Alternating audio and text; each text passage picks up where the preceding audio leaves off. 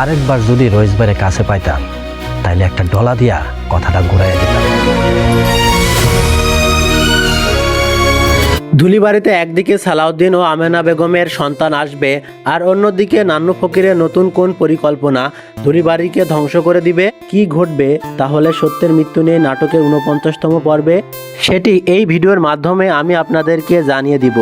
তো ভিউয়ার্স, সম্পূর্ণ ভিডিওটি দেখুন আর আমাদের চ্যানেলটি সাবস্ক্রাইব করতে ভুলবেন না। ভিউয়ার্স, আপনারা 38তম পর্বে দেখতে পেরেছেন আমেনা বেগমের পেটে বাচ্চা, এই কথা শুনে ধুলিবাড়ির সবাই আনন্দে আত্মহারা।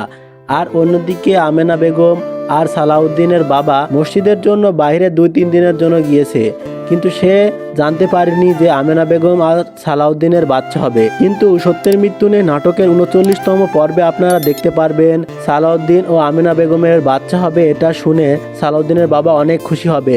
সেই খুশিতে সালাউদ্দিনকে জড়িয়ে ধরে তাকে বাড়িতে ফিরিয়ে নিবে।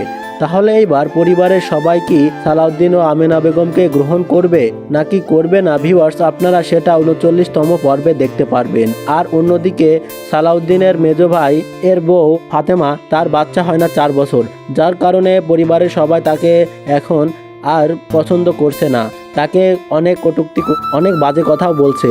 আর সালাউদ্দিনের মা তো বলেই ফেলেছে, এইবার ফাতেমা তোমার দিন শেষ। তাহলে কি ফাতেমায় নতুন কোনো পরিকল্পনা করবে সালাউদ্দিন আর আমেনা বেগমের বাচ্চাকে নষ্ট করে দেওয়ার জন্য, নাকি নষ্ট করতে পারবে না? সেটি আপনারা কমেন্টের মাধ্যমে আমাদেরকে জানাতে পারেন।